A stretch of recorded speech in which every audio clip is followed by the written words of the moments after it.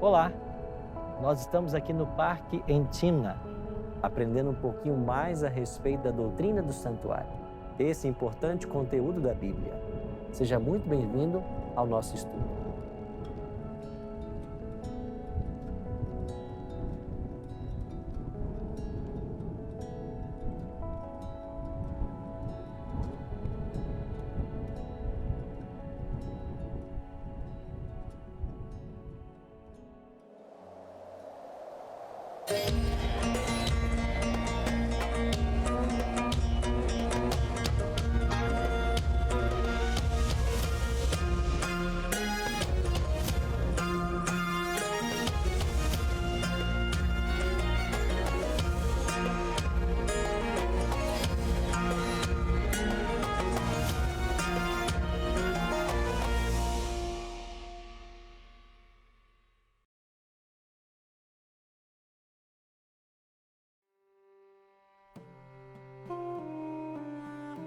Desde a queda de nossos primeiros pais, Adão e Eva, os fiéis filhos de Deus ansiavam pela vinda do Messias libertador. Adão o conhecia como a semente da mulher, Abraão como rei de Salém e príncipe da paz, Jacó como Siló, perante quem se congregariam todos os povos, Isaías como Emanuel, maravilhoso conselheiro, Deus forte, Pai da eternidade, príncipe da paz, Jeremias como renovo justo de Davi, Daniel como Messias príncipe e Oséias como Deus dos exércitos. Todos acreditavam nele e o esperavam. No sacrifício de cada animal no santuário, era visto um tipo do Redentor vindouro. E para que essa promessa fosse esperada e apreciada, Deus, através dos profetas, concedeu várias informações. Hoje, aprenderemos um pouquinho mais a respeito do ministério de Cristo no pátio.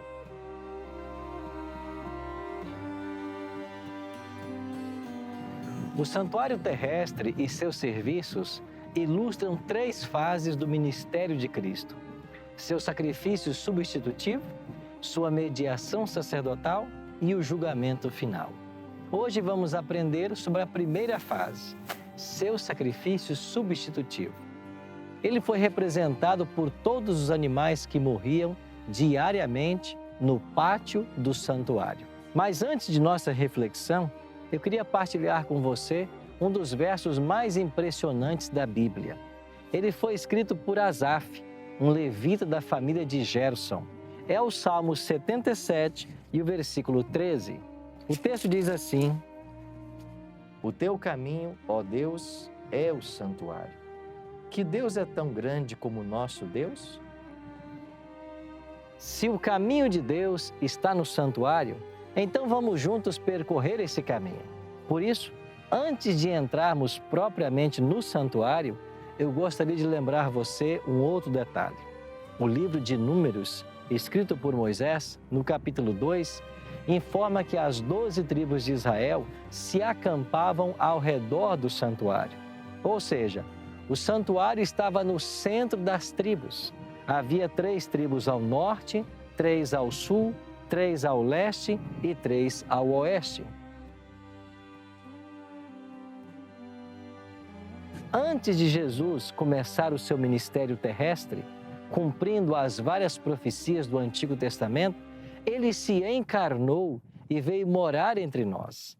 O livro de Gálatas 4, versículo 4, nos diz que, vindo à plenitude dos tempos, Deus enviou seu Filho, nascido de mulher.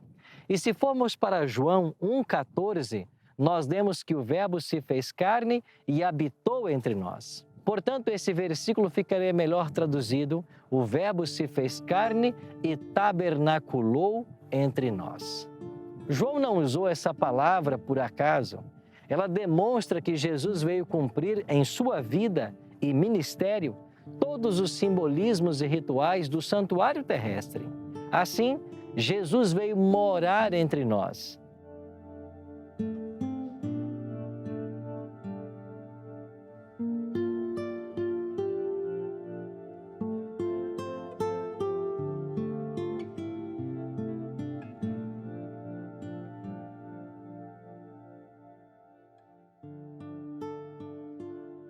antes que os sacerdotes pudessem realizar seus rituais diários, eles deveriam se lavar na pia com água. Essa pia simbolizava o batismo, que nos purifica dos nossos pecados. E para dar início ao seu ministério, Jesus, com a idade de 30 anos, dirigiu-se ao Rio Jordão para ser batizado por João Batista.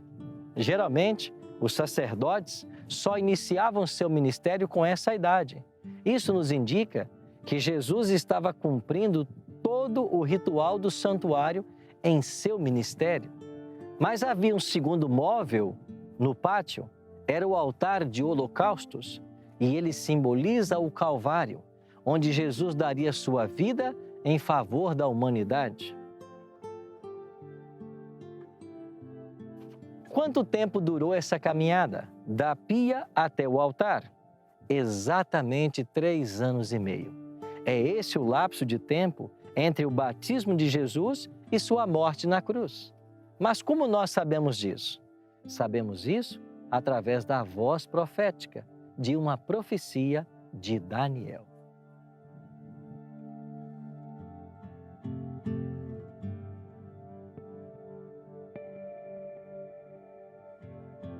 Em Daniel 9:25 nós lemos: Sabe e entende desde a saída da ordem para restaurar e edificar Jerusalém até a ungido ao príncipe, 7 semanas e 62 semanas.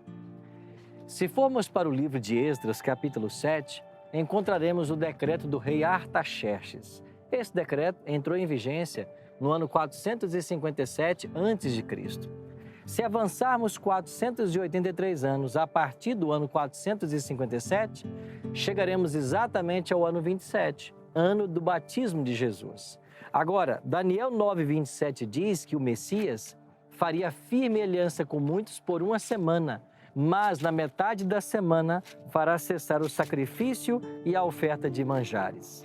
Jesus foi batizado no ano 27 e fez aliança com muitos por 1 semana, ou seja, até o ano 34. Olha com atenção mais uma vez para Daniel 9:27.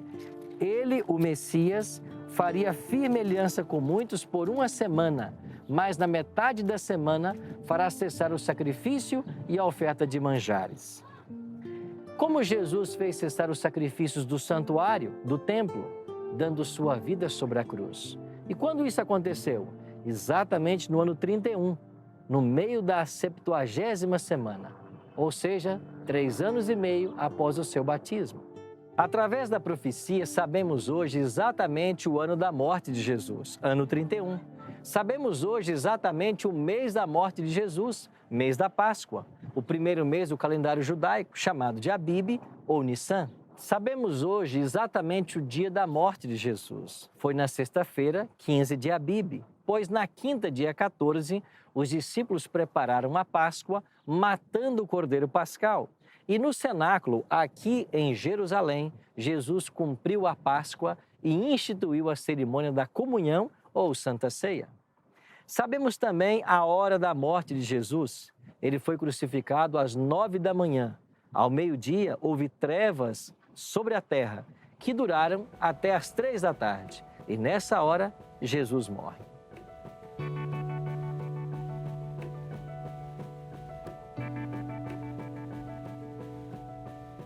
Quando Jesus, o Cordeiro Pascal, exclama na cruz, está feito, ele morre pelos pecados do mundo. O tipo encontra o antítipo. O próprio evento para o qual os serviços do santuário, do deserto e o templo haviam apontado durante séculos, acabara de ocorrer. O Salvador completara seu sacrifício expiatório. E pelo fato de o símbolo haver encontrado a realidade, os rituais que antecipavam esse sacrifício haviam sido ultrapassados. Na cruz, a penalidade pelo pecado humano foi plenamente paga. A justiça divina foi satisfeita. E sob a perspectiva legal, o mundo havia sido restaurado ao favor divino. A expiação ou reconciliação foi completada na cruz, conforme antecipada pelos sacrifícios do santuário. E o pecador penitente pode agora confiar plenamente num amoroso Salvador.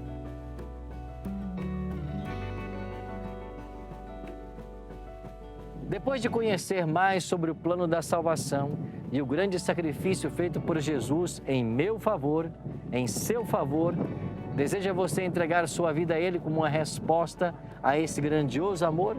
Se sim, eu quero orar por você agora. Pai querido, estamos aqui em Jerusalém, onde cerca de 2000 anos atrás, o Senhor Jesus rendeu sua vida no Calvário para salvar a todos nós. Muito obrigado por tão maravilhoso amor manifestado por todos nós. Nos ajuda hoje a abrirmos o nosso coração e te entronizar em nossa vida. E o fazemos em nome de Jesus. Amém. Ao morrer na cruz, Jesus estava pagando o preço do nosso pecado e nos garantindo uma segunda chance. Todavia, Ele não ficou na cruz, Ele ressuscitou ao terceiro dia e foi para o céu, para o santuário.